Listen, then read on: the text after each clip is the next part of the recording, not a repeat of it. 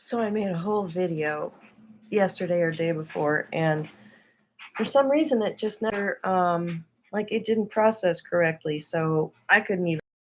So I am currently dealing with a some kind of histamine reaction to my neighbor's cat, and I have been miserable for a couple of days thinking that, am I sick? Am I detoxing? I don't know what's going on. So anyway, when I saw that this video had no views, I'm like, oh, it's so important to get this out there.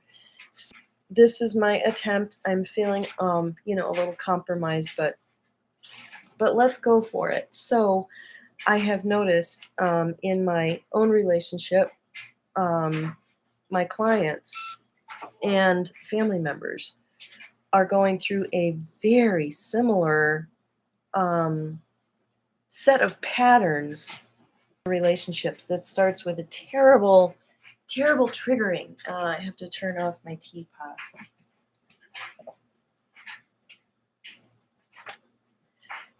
And this is going to sound kind of women centric, but I've also noticed my son going through it to a degree with some dysfunctional females in his life. So it can go either way, but basically what's happening is that the trigger may seem like it's coming from something relatively small, and sometimes it is really small, and you're having an out of proportion response or um, a nervous system response. It's deep. Usually, what is happening is that the guy is getting triggered, and then the woman is like, "I'm not going to wear that." That's one version of this. Is the program that is being let go of is that you're just supposed to tolerate it, that all the accusations that he's throwing at you when he's in this triggered state are okay. So let me give you an example. This didn't happen to me recently, but this could be a trigger. So when I was a teenager and I would be sharing, one of my, see, I'm already going to call it a drama. I'm going to No, when I was trying to share with her sincerely a deep and difficult experience that I was having, she would be busy in the kitchen and wouldn't look up at me. And she would just go, mm-hmm, yeah. And then I would be like, you're not listening. And she's like, yeah, yeah, the thing. And she would say, your friend or whatever. And every once in a while, it would be really, really obvious that she wasn't actually tracking. She was highly distracted. And I was just supposed to be okay with this. Like, this was the most that she had to offer. I was child number 5. I wasn't really wanted. Dad had been unfaithful for several decades already, and she had her hands full with the, dysfunctional, 4 kids and their problems. And here comes another one.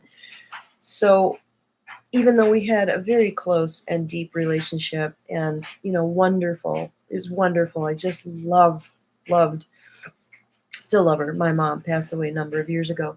But that would be a trigger for me when I was trying to share something with my husband, and then he would be busy in the kitchen and he wouldn't be making eye contact with me. And the way I've learned how to resolve that is to make the request, even if he was tracking, because he is capable of tracking 3 things at once. I can track 2. He tracks 3. And he was actually tracking me, but the loving thing was to say, hey, and this is a model of how to consciously caretake a wound in a relationship. You don't just expect yourself to perform perfectly.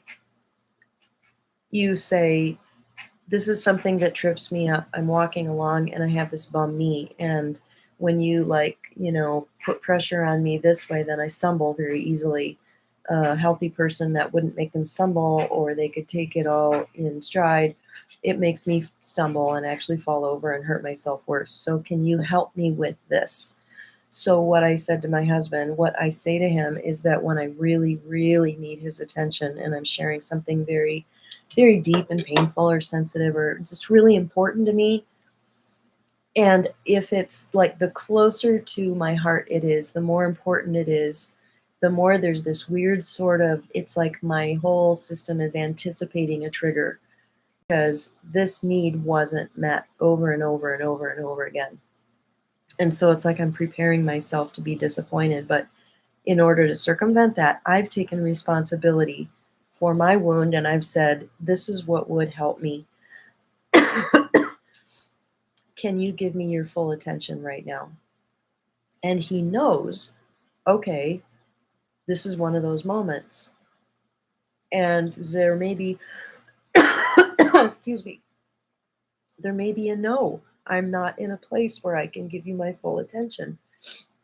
Thank you for your honesty. But I can't share this until I do. So, I'll just wait for that moment to present itself. So, anyway, to carry that example a little bit further, if I, dang it,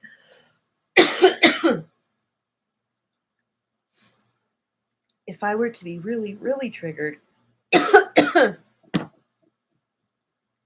and I started throwing accusations at him like, you don't care and you expect me to listen to you, but when I really need it, you're just too distracted. I don't matter to you. Or then what I'm doing is taking some very real material within me. Okay, when we use the word projection, it doesn't mean that what's coming up isn't real. It means it's not relevant to the current situation. And it's not a perfect fit. But you take this very real material and like who I'm really talking to is my mom. Hi, Jeannie. I'm so glad you're here. It's a confirmation the video is working. The last one didn't. So if I take this whole program of my mom not listening to me and then I ascribe it to my partner, what I'm seeing is that the partner during this Venus retrograde is learning to say, I'm not going to win your projection.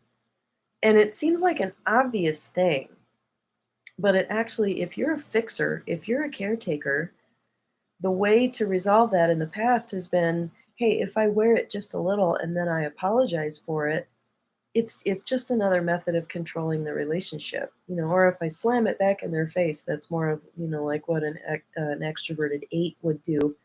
Or if we can both be victims somehow, that's a 4 response. If we can just take all of that material and say, I see your pain, I observe what you're going through, and it's yours. This is yours. I have compassion on you for what you're going through, but I'm not going to own it. I'm not going to say, "Oh, yes, I'm just like your mom or your dad," or it's like, no, my situation is separate from you, but I have compassion on you, which might trigger them further. And if that's the case, you just have to take some space. But my husband and I were able to have a very, very clear, lucid conversation. One of the tools that we use is, well, that I use, let's face it, he never suggests this because this just isn't him. I say, let's throw some cards. Let's throw some Osho cards. And it just starts a conversation. Like, okay, how do you relate to that card? What's coming up for you right now? How do you feel? What is your emotional response to this real life current issue we have coming up with us? Like parenting is a really good one. That thing that you did with, our child yesterday just really affected me this way and da da da da. And you're feeling all these feelings and they're so strong and you're convinced it's about your partner and it's about what they did. But when it's really, really strong, if you can begin to learn to recognize that as, oh, I'm triggered, I've gotten activated.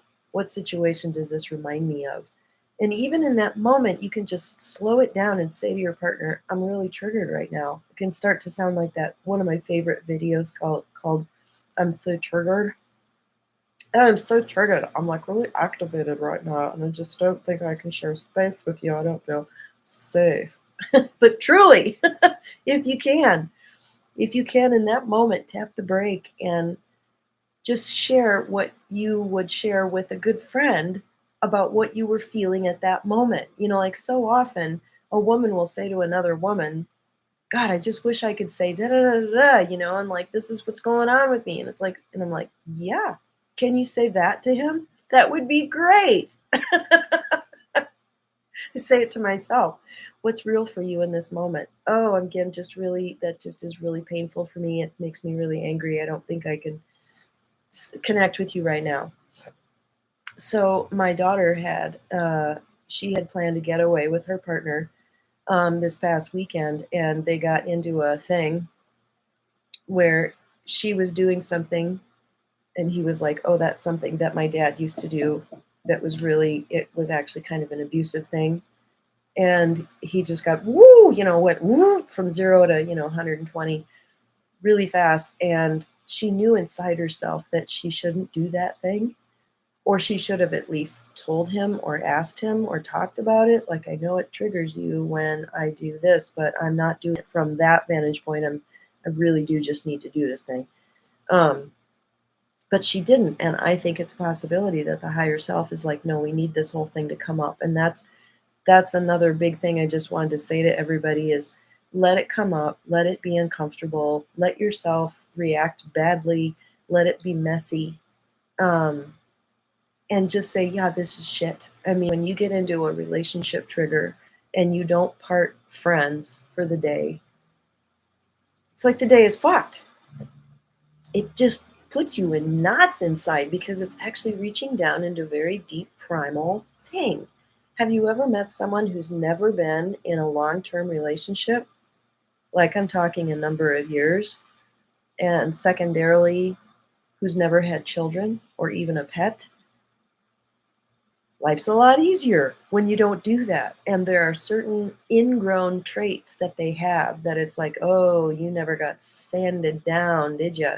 So those extremely painful moments are what make you a really solid person, that's so much more humble and in touch with who you are and what's real, and so much easier to deal with out in the world. So I don't say that to diss people that, aren't, that have chosen to be single or not have kids, um, I guess it's true of any of us. I've never worked corporate, so like it's a big blind spot for me, everything involved with that. So, and I've never lived through a war, so we all have blind spots around that. Who haven't? So anyway, getting back to the relationship triggers, the silver lining with all this is that it seems to be workable with the current astrology. And I would recommend you have to go to Rumble, and it's called Beyond Mystic, and it has a little kind of Asian icon, a purple Asian icon on a white field. And there's this gal on this channel called Meg Moonbeam. She's a super astrologer, and she did a reading recently about what's going on with all of these aspects, gets into a lot more detail than I can remember. But she said this is a 10 out of 10 level, difficulty level this week with what's going on. And I was like, I know Neptune has to be involved because projection is a big feature of all of this. And indeed, it's negatively aspected with like Pluto or Uranus or something. And it's really hard, but it's necessary and it's okay. And there's no way out but through. So if you are having those relationship triggers come up, I have a very dear friend it's all coming up around a daughter of hers who's in her 20s. And it's very difficult to draw a boundary with that 20-year-old and say, woo, I created sort of a monster with my, helicopter style parenting, but now they've got that lesson they have to work on, and I'm not the person to help facilitate their way through that. So, and I'm not going to tolerate that abusive behavior. So I have to draw a boundary and really do some self-care. And it's up for everybody. This Venus retrograde, Mercury retrograde. So, yeah, it is workable. It doesn't seem to be relationship ending. It may get to that point where it feels like there's a sort of a dead end, but that's addressing the ego mind that sees in black and white. And I keep getting the possibilities card when I'm doing readings for myself and others regarding these issues. There are possibilities here that you cannot see. And when you come out the other side of something like this, sometimes you're like, wow, I had no idea that they were dealing with that trauma. And now my heart is open in compassion. Or when I reconnected with my own innocence or with my own story, and I could validate that it completely changed the landscape in how I relate, how I'm able to give more compassion now because I connected with myself. I mean, possibilities. There are so many possibilities on the other side of whatever it is that is coming up for you now. And another thing I'm observing is that it's coming in waves. So then there's a trough. And it's like my husband and I had this thing, and then like it's a couple days of just like, oh, we're good. And then, might come up again. So be prepared for this to happen for the next couple weeks. I don't know when Venus goes direct. Mercury goes direct, I think, the first week of April. So you don't have that much further to go, at least with the communication side. And Pluto and Mercury are sextile, which is a positive aspect, which means the communication is not going to cause a feeling of crisis and like it's over. You're going to be able to walk your way through it and have some clarity. And the retrograde is just bringing up stuff from the past. Venus is conjunct Neptune at the 29th degree, where Pisces melts into Aries, and also Saturn is there too, I think, right? Give time to Neptune. I'm going to start over. Jeannie's comment is great.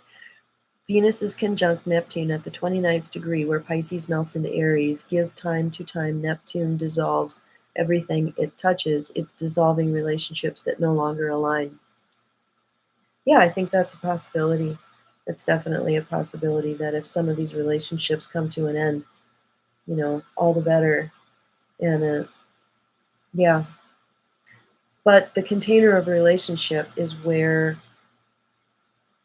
that's where the cauldron of transformation is. So if it's not meant to end, it's going to hold its shape and be the container for your transformation. So Jeannie, thank you for that comment. Yeah, Neptune dissolves things. And Jeannie, what would you have to say about Saturn and Neptune? Because I'm in my second Saturn return. My Saturn is in Pisces in the 7th house, I think. Venus will be hitting Saturn again, making us question if who is in the picture is part of the big picture or not. You have to see them in the future. You're creating 29 years in the future. Do they have a role? Wow, that's fascinating.